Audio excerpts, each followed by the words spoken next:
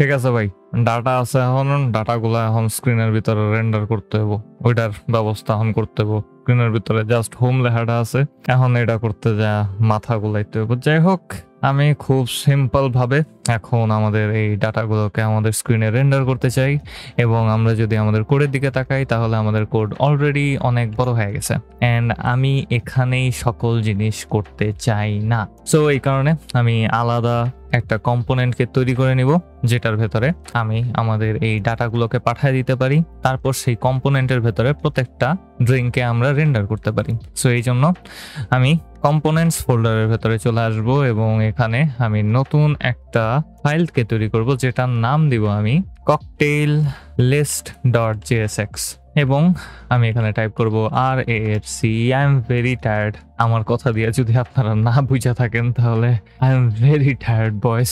And আমি এই কম্পোনেন্টটাকে একটা মেমো ফাংশনের ভেতরে ঢুকাই দিতে চাই। রিয়েক্ট থেকে মেমো ফাংশনটাকে ইম্পোর্ট করে নেওয়া উচিত ছিল, সো মেমোটাকে এখানে ইম্পোর্ট করে নিলাম। আমি জানি না আগের বার ইম্পোর্ট হয়েছিল কিনা ঠিক মতো, বাট তাও আরেকবার ইম্পোর্ট করে নিলে কোনো সমস্যা হওয়ার কথা না। অ্যান্ড আমি এক্সপোর্ট করার সময় আমাদের এই কম্পোনেন্টটাকে মেমো ফাংশনের ভেতরে ঢুকাই দিব, যেন বারবার হুদা কামে আমাদের স্ক্রিনে সকল কিছু রিরেন্ডার না হয়। অ্যান্ড আমি এখানে চাইলে ইউজ অ্যাপ কনটেক্সট হুকটাকে ব্যবহার করতে পারি আমাদের ডাটাগুলোকে নিয়ে আসার জন্য, কিন্তু আমি ওটা করব না।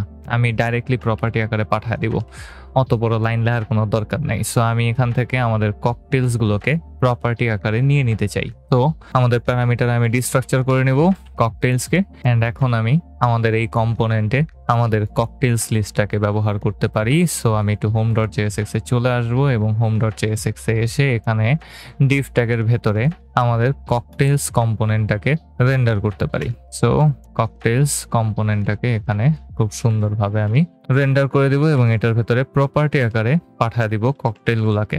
অ্যান্ড সেলফ ক্লোজিং ট্যাগকে দিয়ে দিলাম। আমাদের কাজ শেষ হয়ে যাওয়ার কথা, এবং একটু যদি লক্ষ্য করি তাহলে হোম লেখাটা চলে গেছে। অ্যান্ড আমি ককটেল লিস্টে চলে এসে এখানে জাস্ট সিম্পলি একটা কিছু লিখে দিব, ককটেল, অ্যান্ড লেটস সি এটা ঠিকঠাক ভাবে কাজ করে কিনা। রিলোড করলাম, ঠিকঠাক ভাবে অবশ্যই কাজ করবে না, কারণ গত ভিডিওতে আমি আমাদের লিঙ্কটাকে একটু চেঞ্জ করে দিছিলাম। আমি এখানে উল্টাপাল্টা একটা নামকে দিয়ে দিছিলাম। সো এস ইকুয়ালস টু এখানে আবার আমি মার্গারিটাকে দিয়ে দিই, তাহলেই খুব সম্ভবত 5-6 বার এটা এখানে শো করার কথা।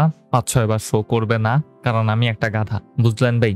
আমি কম্পোনেন্ট তৈরি করছি, এবং কম্পোনেন্টের ভেতরে আমি ককটেলস প্রপার্টিতে পাঠাইছি, এবং কম্পোনেন্টস এর ভেতরে আমি একবার লিখা দিছি ককটেল, কিন্তু আমি লিস্টে কখনো অ্যাক্সেসই করিনি, সেই না। সো আমাদের লিস্টটাকে একটু অ্যাক্সেস করে নেওয়া উচিত।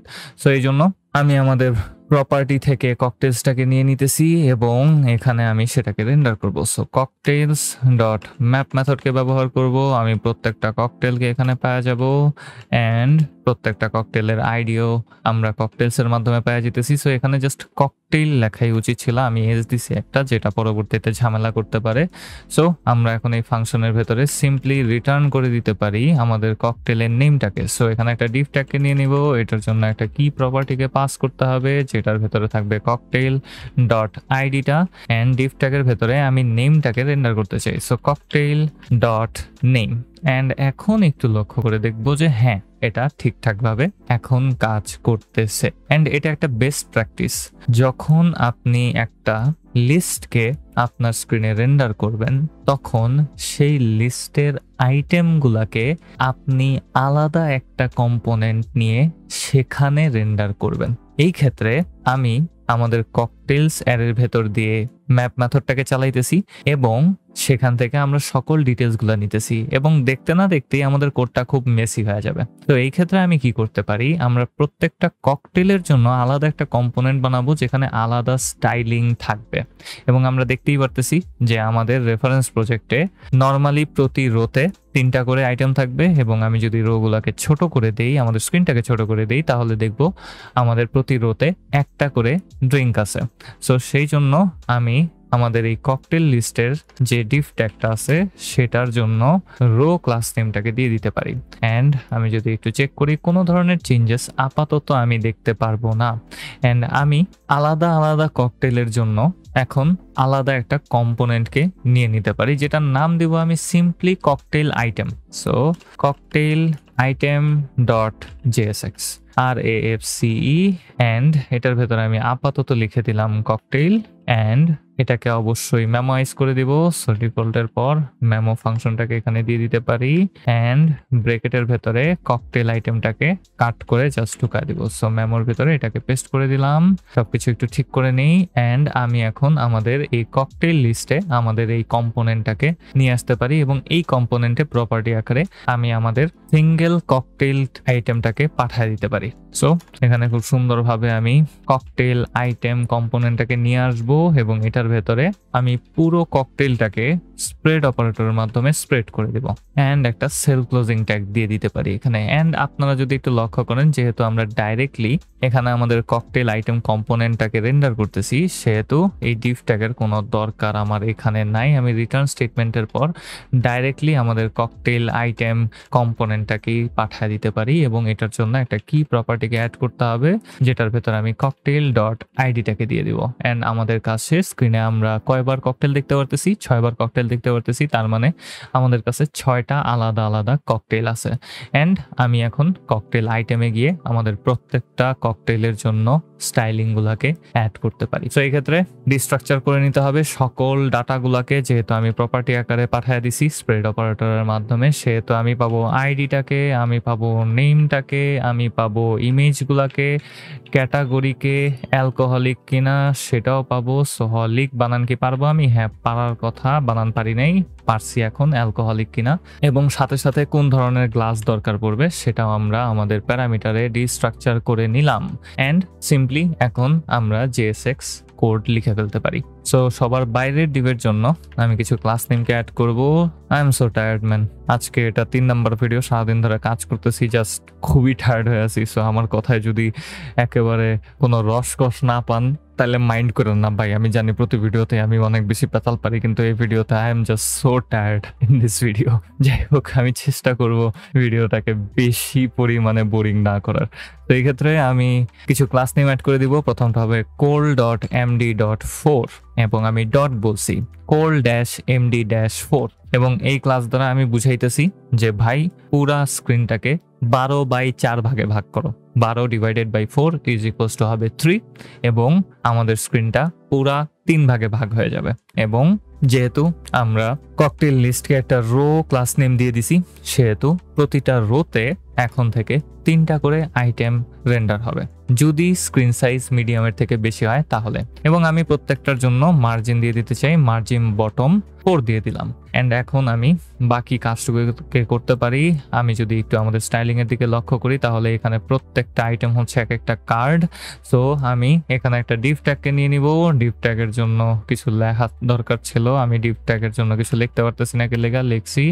এবং এখানে আমি ক্লাস নেম আকারে দিয়ে দিব কার্ড এবং আমি হাইট আকারে 100টাকে সেট করে দিতে চাই। এন্ড আমরা যদি লক্ষ্য করি তাহলে দেখব যে এখানে একটা লম্বা লম্বি দাগ চলে আসছে এবং প্রত্যেকটা রোতে 3টা করে দাগ আছে এবং আমি এর ভেতরে কার্ডের জিনিসপাতিকে এখন সেট আপ করতে পারি। সো সবার উপরে আমি ইমেজটাকে দিতে চাই। সো img ট্যাগকে নিয়ে নিলাম।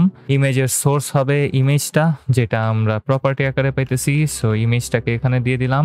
অল্ট অ্যাট্রিবিউটের ভেতরে কোনো কিছু দেওয়ার দরকার আপাতত নাই। আমি এই ইমেজের জন্য কিছু ক্লাস নেমকে দিয়ে দিতে পারি।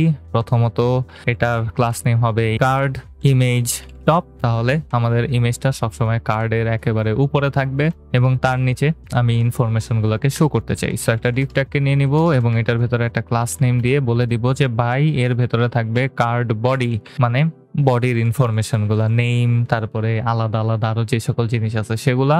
সো এই ক্ষেত্রে আমি একটা h5 ট্যাগকে নিয়ে নিতে চাই টাইটেল দেওয়ার জন্য। সো একটা ক্লাস নেমকে নিব যেটার নাম হবে কার্ড টাইটেল এবং এই h5 এর ভেতরে আমি সিম্পলি আমাদের নেমটাকে রেন্ডার করে দিতে চাই। একটু যদি লক্ষ্য করি তাহলে দেখব এখানে নেমটা বড় বড় ভাবে শো করতেছে, যেহেতু এটা আমাদের কার্ডের টাইটেল। তার নিচে একটা p ট্যাগকে নিব এবং বাকি ইনফরমেশন গুলাকে এখানে দিয়ে দিতে পারি। সো একটা p ট্যাগ, এটার জন্য একটা ক্লাস নেমকে নিয়ে নিতে পারি যেটা হবে কার্ড ড্যাশ টেক্সট, কার্ডের ভেতরে নর্মাল টেক্সটের মতো এটা শো করবে।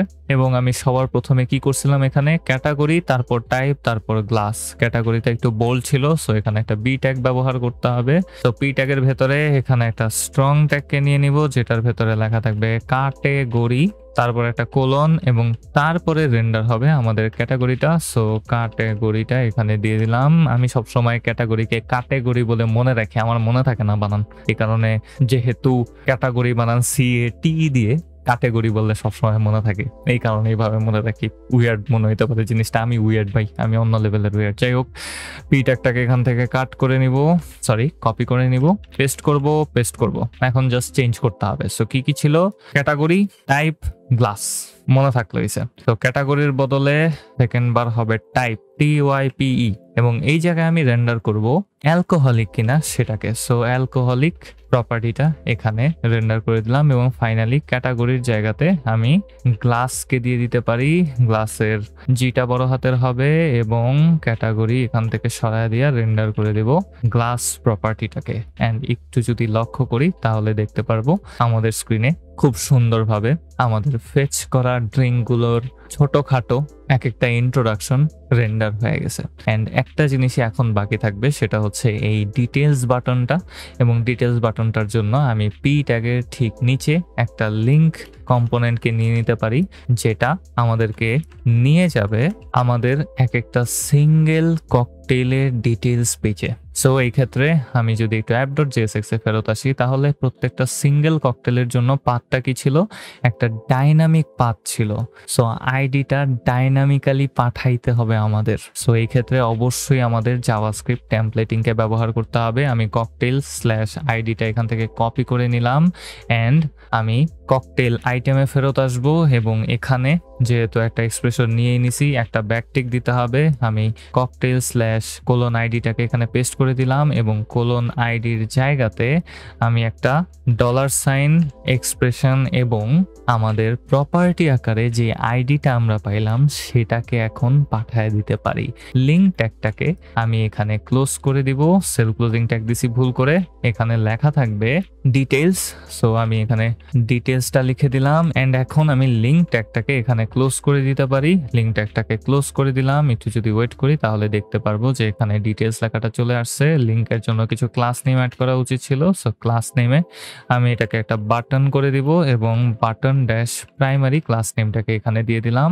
একটু যদি ওয়েট করি তাহলে দেখবো যে এখানে বাটন আকারে এটা চলে আসছে, হুইচ ইজ গ্রেট। এবং একটু যদি লক্ষ্য করি, আমাদের প্রত্যেকটা বাটনের জন্য একটা আইকনও আমি এখানে নিছিলাম। সো একটা আইকন আমি এখানে অ্যাড করে দিতে পারি। এফএ ককটেলটাকে এখানে রেন্ডার করে দিব ডিটেলস লেখাটার ঠিক আগে, অ্যান্ড একটু যদি ওয়েট করি তাহলে দেখতে পারবো যে এখন আমাদের স্ক্রিনে ফেচ করা ড্রিঙ্কগুলা রেন্ডার হয়ে গেছে। অ্যান্ড এইভাবেই আমরা এই কাজটুকুকে কমপ্লিট করতে পারি। এখনো এক্সট্রা কিছু জিনিসপাতি বাকি আছে, যেমন আমি যদি home.jsx এ আসি, তাহলে এখানে আমি ডাইরেক্টলি কোনো ধরনের চেকিং ছাড়াই ককটেল লিস্টটাকে রেন্ডার করতেছি। এরর হয়েছে কি হয় নাই, সাথে সাথে লোডিং স্টেট কি আছে কি নাই, ওই সকল চেকিং না করেই ডাইরেক্টলি এখানে ককটেল লিস্ট কম্পোনেন্টটাকে রেন্ডার করতেছি, যেটা আসলে ভালো না। ওগুলো আমাদের একটু ঠিকঠাক করতে হবে। হ্যাঁ ভাই, এটার ভেতরে আমি ঠাইসা জিনিসপাতি ভরছি, ভুল ডিসিশন ছিল আমার, কিন্তু আপনারাও ফাইসা গেছেন আমার সাথে। যদি এই সিরিজ ফলো করে থাকেন তাহলে আপনারাও আমার সাথে ফাইসা গেছেন। যাই হোক, আশা করি আপনারা এই ভিডিওর মাধ্যমে স্ক্রিনে কিভাবে আমরা ফেচ করা ডাটাটাকে রেন্ডার করতে পারি সে ব্যাপারে ভালো ধারণা পাইছেন। এগুলো আমরা আগেও করছি ভাই। যদি আপনারা আগের ভিডিওগুলো না দেখে থাকেন ভাই, প্লিজ দেখাইছেন, প্লিজ প্লিজ প্লিজ। আর যদি ভিডিওটা ভালো লাগে তাহলে অবশ্যই একটা লাইক করেন, একটা কমেন্ট করেন, একটা সাবস্ক্রাইব করেন, কারণ সাবস্ক্রাইব করলে আমার ভালো লাগে, আমার মনে শান্তি লাগে। পরের ভিডিওতে কথা হবে বয়স।